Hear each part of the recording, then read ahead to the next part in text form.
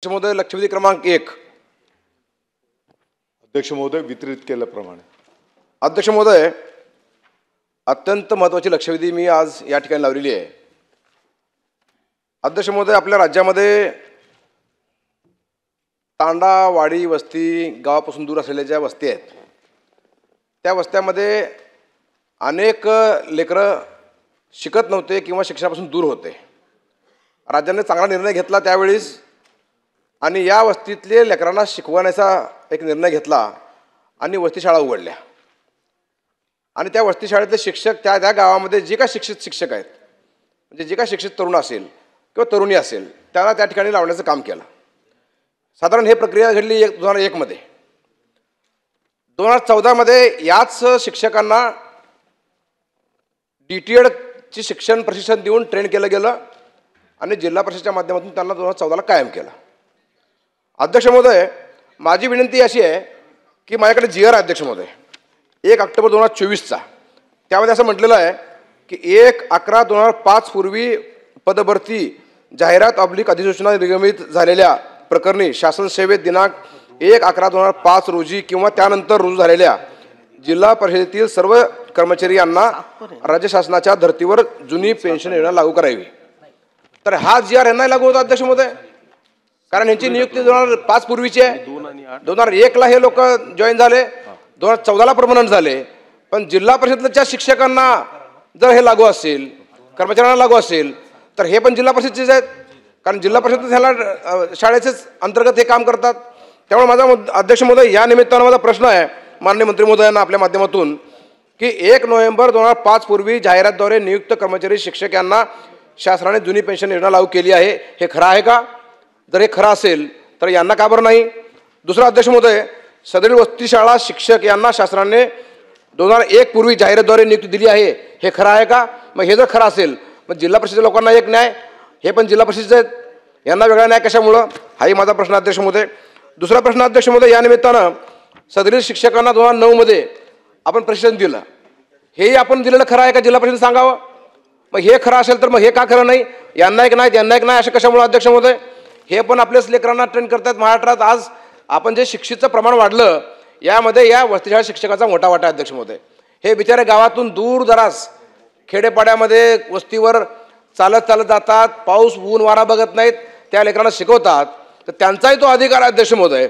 आणि मला माहिती आहे माननीय दादाभाऊ साहेब इथं आहेत मंत्री महोदय, तेही त्या बैठकीला होते. माननीय शिंदे साहेब मुख्यमंत्री असताना सह्याद्रीला बैठक झाली, त्या बैठकीला मी होतो अध्यक्ष महोदय. कपिल पटेल साहेब होते, अनेक जण बाकी आमदार होते. आणि त्यावेळेसच्या मुख्यमंत्र्यांनी सांगितलंय की ह्यांना द्यायला पाहिजे, हे न्याय आहे त्याच्यामध्ये म्हणून. त्यामुळे अध्यक्ष महोदय त्यावेळेसच्या मुख्यमंत्र्यांनी सांगितलं असेल तर शेवटी आज माननीय देवेंद्रजी मुख्यमंत्री असतील किंवा अजून उद्या कोण असेल तो विषय नाही. अध्यक्ष महोदय, मुख्यमंत्र्यांनी घेतला निर्णय हा निर्णय लागू व्हायला पाहिजे असं माझं म्हणणं आहे. अध्यक्ष महोदय, ZP ही संस्था शासकीय संस्था आहे. या शासकीय संस्थेमध्ये शिक्षक सेवक काय आणि वस्तीशाळा शिक्षक काय हे दोन्ही एकच आहेत? हे एक आहेत का नाही तेही मला सांगावं मंत्री महोदयांनी आणि माझ्या 4 प्रश्नाचे उत्तर द्यावे. धन्यवाद.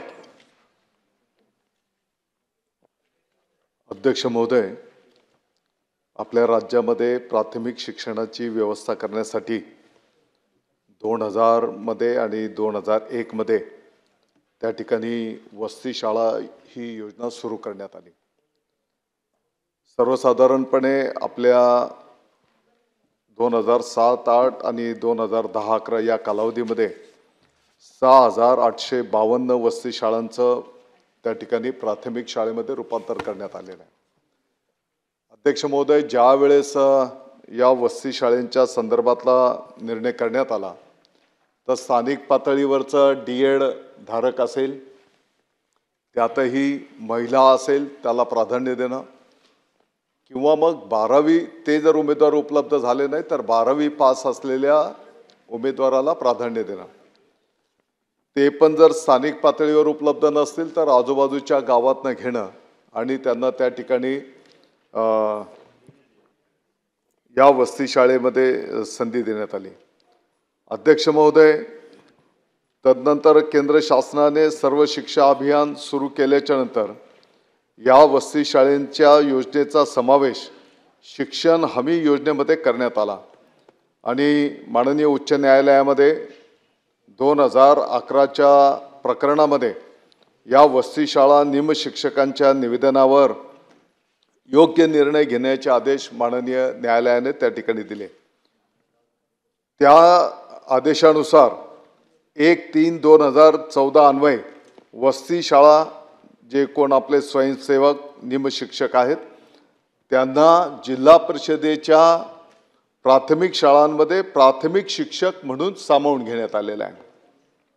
आणि म्हणून हा सगळा प्रवास पाहिल्याच्या नंतर आपण जर बघितलं असेल तर त्याच्यामध्ये काही अप्रशिक्षित जे काही शिक्षक आपले होते त्यांनाही प्रशिक्षण देण्याची संधी त्या ठिकाणी देण्यात आलेली आहे। आणि या सगळ्या प्रवासाच्या नंतर मला वाटतं की 1 मार्च 2014च्या शासन निर्णयानुसार त्यांना त्या ठिकाणी सामावून घेण्यात आलेला आहे। आणि तो जो काही शासन निर्णय आहे आपला त्यांना सामावून घेण्याचा, त्यामध्ये मुद्दा क्रमांक 7 त्याच्यामध्ये स्पष्ट नमूद करण्यात आलेला आहे। सदर निमशिक्षकांना सेवेत सामावून घेतल्यानंतर त्यांना नियमित वेतन श्रेणी लागू केल्यानंतर त्यांना राज्य शासनाची परिभाषित अंशदान निवृत्ती वेतन योजना लागू राहील, म्हणजे DCPS। आणि म्हणून सामावून घेत असतानाच त्या ठिकाणी हा निर्णय त्या ठिकाणी करण्यात आलेला आहे। आणि आता आपल्याला माहिती आहे की आत्ताच्या घडीला 20/9/2024च्या शासन निर्णयानुसार वित्त विभागाच्या माध्यमातून राष्ट्रीय निवृत्ती वेतन प्रणाली NPS आणि DCPS लागू असलेल्या कर्मचाऱ्यांना राज्य शासनाची सुधारित राष्ट्रीय निवृत्ती वेतन योजना तसेच केंद्र शासनाची एकीकृत निवृत्ती वेतन योजना UPS यापैकी एक पेन्शन योजनेची निवड करावायची आहे। आणि म्हणून वरील प्रमाणे करार पद्धतीने वसती शाळा शिक्षकांचे भविष्य सुकर करण्याच्या दृष्टीने शासनाने सकारात्मक कार्यवाही त्या ठिकाणी केलेली आहे। अध्यक्ष महोदय, 2014च्या शासन निर्णयानुसार त्या ठिकाणी 12 वर्षे सेवा झाल्याच्या नंतर वरिष्ठ वेतन श्रेणी सुद्धा त्या ठिकाणी सदर कर्मचाऱ्यांना दिली जाते आहे।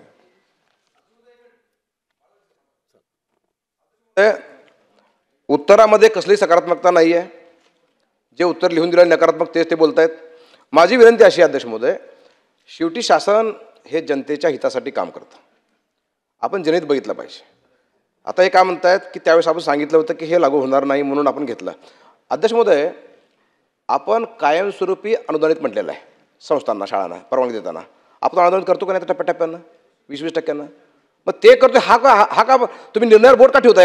एखाद्या ह्याच्यावरच बोट ठेवून का वागताय? एखाद्या नियमावर बोट ठेवून का वागताय?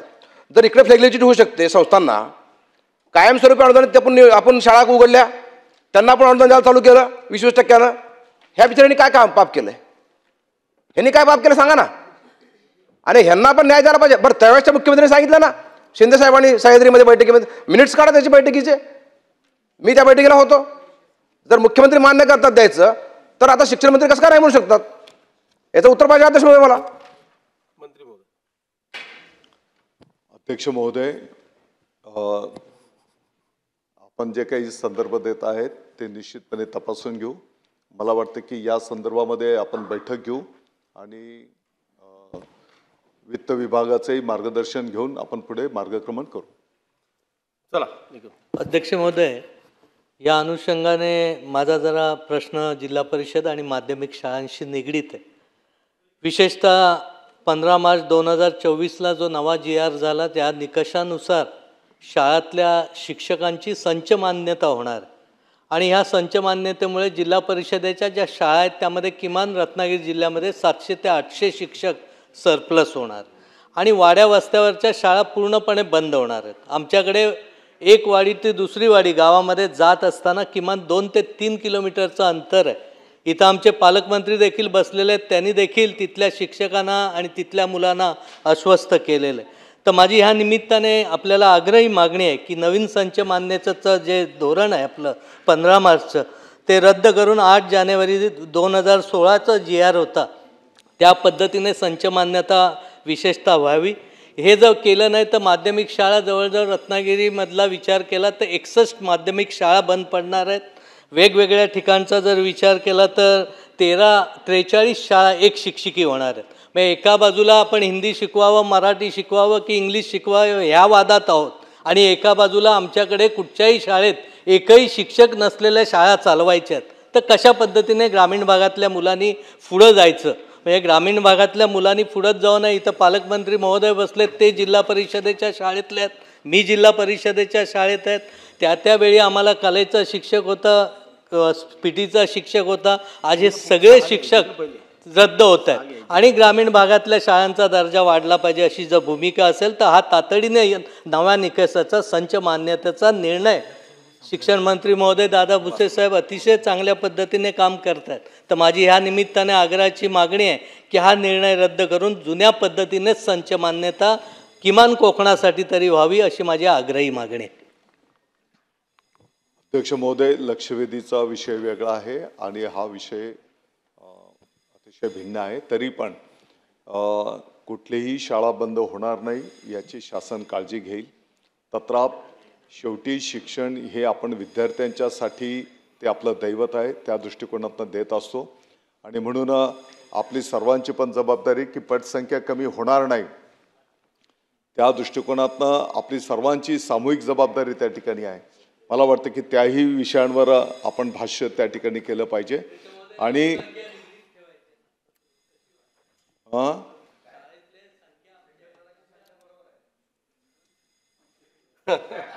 आपण जेवढं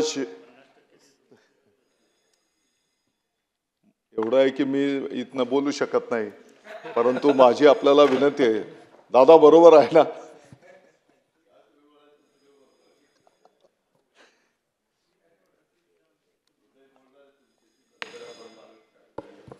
अध्यक्ष महोदय, कुठलीही शाळा बंद होणार नाही आणि संच मान्यतेच्या संदर्भामध्ये सकारात्मक निर्णय करू. परंतु त्याच्या पाठीमागची भावना एवढीच आहे की आपल्या शाळेंच्या पटसंख्या कमी होणार नाहीत याची काळजी घेणं ही त्याच्या पाठीमागची भावना आहे.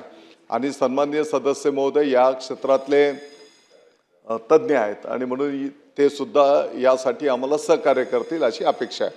नारायण कुचे.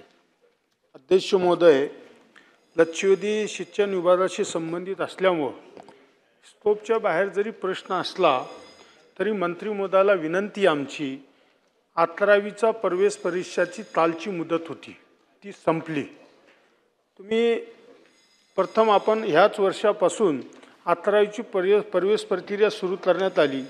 पण काय झालं आहे, काही नियमावलीनुसार काहीला सर्टिफिकेट नाही मिळाले, क्रिमिनलचे प्रमाणपत्र नाही मिळाले, त्याच्यामुळं गोंधळ उडाला.